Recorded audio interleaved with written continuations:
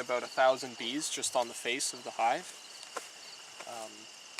So in order, we have the bottom plate, we have a foundation made of cinder blocks and patio stones, and then we have the bottom plate.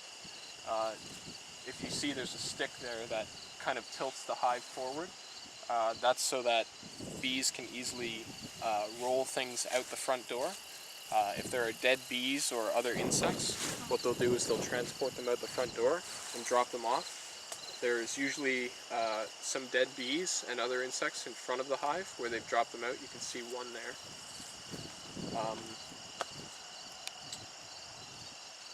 Next we have the bottom board, which is the landing pad. This is where bees will come back and they'll land on there, and you can see them taking off from there as well. When the bees come back full of honey and pollen, they'll actually miss the landing pad. They'll come in and they've done their orientation flights as a youngster, but they were unladen, right? So when they come back full of honey, they actually drop and land right on the ground because they are so heavy they miss the board and they miscalculate their landing distance. So if you see one coming back and going down the floor, he's full of honey or nectar. So the first box there is the brood box. That's where the queen lives. That's where all the eggs are. There's a small amount of honey and a small amount of pollen as well. In between the two boxes is a small queen screen. It's just a piece of plastic. We should upgrade that to a metal one, by the way. Yes, we should, definitely. But that's all they had. So the next one is the honey super, and that's where the honey that we eat stays, and only the worker bees can go up there and put the honey into the cells and cap them off. The queen never goes up there. And we have the lid on top. It's got a metal surface just to reflect the light, keep it cool. And we put a rock on top so that no animals can get inside, because you'll have raccoons and things trying to pry it open. So that's just to protect the bees. You'll see some of the bees when they come back. They'll have pollen on their legs, and the flowers are actually designed so that... Katie, I wouldn't get too close. Yeah, the nectar... Especially they don't like dark colors. Yeah, white is a better color to wear. All bee suits are white. You'll see their legs covered in pollen, so as they go around from flower to flower, they'll pick up pollen on their legs right here, and they'll deposit it on other flowers, and then when they come back to the hive, the other bees will take the pollen off of their legs. Bees are responsible for about 30% of all pollination, which is a fantastic, huge number. That includes all of the food that we eat too. So if bees disappeared all of a sudden, we'd have a 30% drop in the amount of food that was produced, even by industrial bees.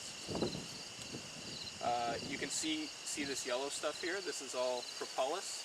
These are the bees filling all of the little gaps with their bee glue, and this is to stop drafts and things like that. You can see a guard bee. The singular guy over there is a guard bee, and he'll check out guys as they come and land. Girls, sorry. Thank you. The queen is a female. All the workers are females, and only 10% of the bees, they're called drones, are males. And their only purpose in life is they're born, they're fed, they learn how to fly, and then they go off and mate. That's all they do. All the females take care of the nursing, they take care of collecting pollen and honey. The queen lays all of the eggs. Without a queen, there would be no eggs at all. So there are two instances when a hive will produce a new queen. One is called supersedure, and a supersedure cell is the honeycomb that the queen is laid in. This happens on the bottom of a frame. So what the bees will do, like the bottom is the best place because a supersedure cell is different than all the other cells. It hangs down. It's larger because the queen's body is larger when it matures. So a queen takes 16 days to mature from an egg to birth. And when a queen is old or sickly, that's the instance that they make a supersedure cell. The other instance is called an emergency supersedure cell. And these happen in the center of the frame, not on the bottom, because they're not planning on this happening. This happens if the queen is killed, the queen dies unexpectedly, and what they'll do is they'll take the youngest egg and start feeding it royal jelly, and this will turn that egg into a queen as opposed to a worker or a drone. Drones take the longest at 24 days, and workers are 21 days they take to mature, and a queen can lay about 1,000 eggs a day.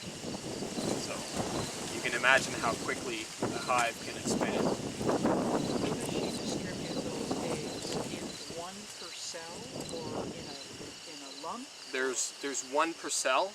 They're very accurate, actually. They put the egg directly in the center of the cell, Yes. right at the bottom. And no walls in it yet. And yeah, there are walls on it, yeah. And the egg is right in the center at the bottom. It's very tiny, almost like half the size of a grain of rice, very small. And the queen is very meticulous. She'll put every single cell in an area she'll fill with an egg. That's amazing. And if you get like a sporadic laying pattern, what you have is called laying workers. And workers, if the workers are laying eggs, they all come out as drones because they don't have the genetic code to produce other workers or queens. But only the queen has all the genetic code to produce all of the different varieties. So if you have a sporadic pattern in the laying, you have a big problem. A lazy queen. Yeah. Sitting back reading. Yeah, exactly. So, yeah, they're very quiet today. This is a Danish strain. I don't remember the name. It starts with Buck something. And bees are bred to be docile. You may know about killer bees, and they're called Africanized bees. So you'll have a strain from Africa that is crossed with the local strains and will produce more aggressive bees, but domestic bees are bred to be very docile. They won't follow you. Like African bees will follow you for about 2 miles, but domestic bees shouldn't follow you more than 10 feet, if any. What else? Oh, we just had one with a bunch of pollen on his legs. I don't know if you can see it, but it's very interesting. It took us about 6 weeks to go from 3,000 bees to close to 10,000. So they produce like very quickly. And after 6 weeks, we had our first harvest of honey, which was about 40 pounds of honey. It's amazingly gigantic. And because their numbers are so large, the next honey harvest will be only 2 weeks from then. And it takes about, what did they say, 10,000 trips to produce 1 cell of honey, which is amazing because you have thousands and thousands of cells of honey, which equals millions of trips. And on a bright, sunny, hot day, they'll be making about three trips per second. So every second you'll have at least 3 bees come and go. Any questions? So basically, what they're collecting are the wildflowers that we're seeing. Like they're collecting the nectar from goldenrod and asters and Exactly. whatever's around. Yeah. So if you get buckwheat honey, there's a buckwheat field nearby. Exactly. If you get clover honey, okay. You're gonna probably do a little tasting of the honey, and it's very well. I'm not that familiar with the differences in honey. Jim may be able to educate us, but I just in tasting this honey, I see how probably there's wonderful subtleties in honey, just like there might be in wine, that based on different types of pollen or